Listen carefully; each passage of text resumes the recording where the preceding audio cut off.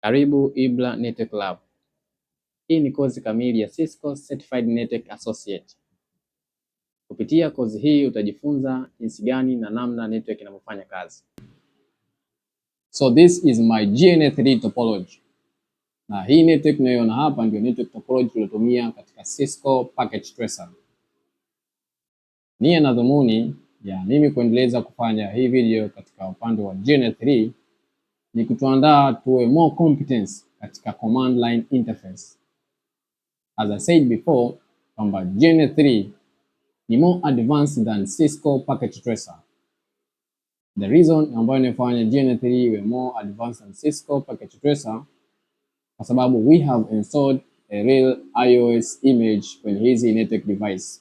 So iOS image ya switch as in a real network device nimeinstall kwenye hii switch hapa, lakini pia the real image ya router iOS nimeinstall kwenye hii icon ya router hapa. So kitu kinachofanya GNS3 iwe more advanced kwa sababu inakupa uhalisia zaidi, lakini pia haina limited features kama kwenye Cisco Packet Tracer. So in this network topology, I have pre-configured hii network ya huku. Nimeshafanya configuration katika upande wa hii network ya huku. Nimefanya hivyo kwa ajili ya kusave time. So sisi tutadili na upande wa huku, alafu then tutatest connectivity kutoka network moja kwenda network nyingine via the router. So I will go direct to my router CLI na kuweza kufanya hizo configuration. So in my router, then as you can see, I have already did that configuration. So exit. So hapo nipo kwenye privilege exactly mode. Then let me view the interface ambazo zipo kwenye router yangu. So show IP interface brief.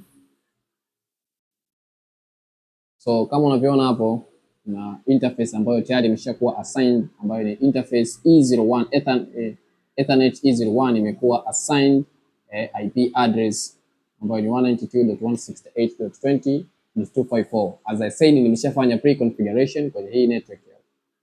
So let us view, je, hii router imekuwa connected kwenye hii interface via which interface? As you can see, imekuwa connected kwenye hii network ya 192.168.10.0/4 via Ethernet 0/0. So I will go direct to Ethernet 0/0. So nitakuja kwenye router, then conft. So interface, interface Ethernet 0/0. Then I'm going to assign the IP address. So IP address is 192.168.10.254. Then after subnet mask ambayo ni 255.255.0. Then no shutdown. Na enable hii interface iweze kuwa up. As we said before, kwamba interface za kwenye router zimekuwa by default administrative shutdown. So unatakiwa uzi enable.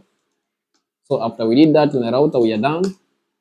So tunakuja sasa kwenye our PCs. So PC1 then PC2. Tunakuja kuzipa IP address.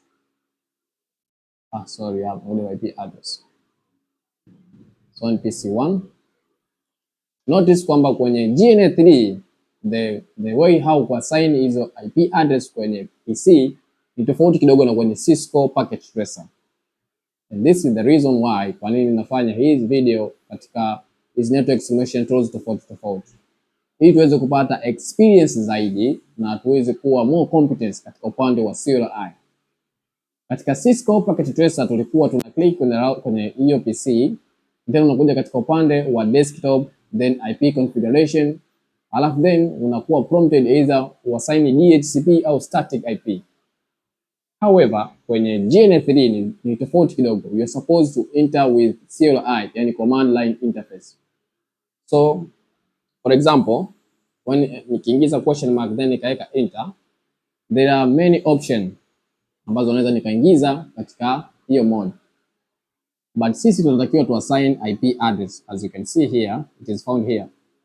Sisi tunatakiwa to deal na IP address. So nitaita hapo IP then followed by question mark. So ili niweze kuassign IP address kwenye GNS3 desktop PC, I'm supposed to enter this format kwamba IP then followed by address followed by netmask pamoja na default gateway yake. So enter IP. So address ya PC ni 192.168.10.1/24 network, that is a net mask, then followed by default gateway ambayo ni 192.168.10.254, then una place enter. So utaona hapa inafanya na checking whether there is a duplicate IP address. So ikisha check kwamba hakuna duplicate IP address, so inaonyesha kwamba hapa hii IP address ya 192.168.10.1/24 imekuwa assigned kwenye PC1. So PC1 IP address yake ni .1/24 and default gateway imekuwa assigned. Then once we move to PC number 3, now tunakuja ku assign PC number 3 the same thing kama tumefanya kwenye PC number 1. So here we go first 192.168.10.2/24 network.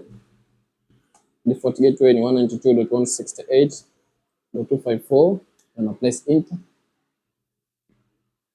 It is invalid, so sorry. Andika tu hapa up arrow then .10.254 then I press enter. So itacheck kama kuna duplicate address, alafu then ikishafanya hakuna, itakuwa imeshakuwa assign IP address, default gateway pamoja na subnet mask. So task ya mwisho ni kutest connectivity kutoka PC number 1 to PC number 2 ambayo zipo kwenye network mbili tofauti as we did kwenye Cisco packet tracer topology. So a router is going to make the decision kwa kuangalia kama ina hiyo destination network ambayo inaweza kufikia kwenye routing table yake. So let us do some ping. So utaingia kwenye PC1 first.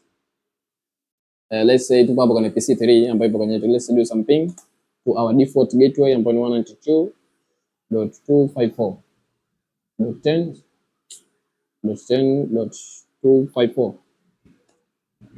So as you can see, I'm getting the reply from my default gateway. So zinaonana. Hii PC inaonana na hii default gateway yake. So hii PC inaweza kuonana na hii default gateway. So now I'm trying to do some ping kutoka kwenye PC3 niweze kufika kwenye PC number 2 ambayo ni network address yake ni, so hapo nitaingiza ping. Okay, I'll enter ping 192.168.20.1. I'm also getting the reply message to PC number 1 ambayo imekuwa connected to network ambayo ni 192.168.20/0/24 network. So it means kwamba router inajua hiyo network imekuwa direct connected nayo. So ukitaka kujua kama hiyo router anajua, unatakuja uangalia hapo kwenye routing table ya router. So let us view here. Let's say do show IP route. So unaona hapa inaonyesha kwamba router imekuwa connected katika local area network ya kwanza ambayo ni hapa. Local area network ya kwanza ambayo ni 192.168.10.0/24 network. But also imekuwa connected to another network ambayo ni 192.168.20.0/24 network. So that's all about this time. Thank you.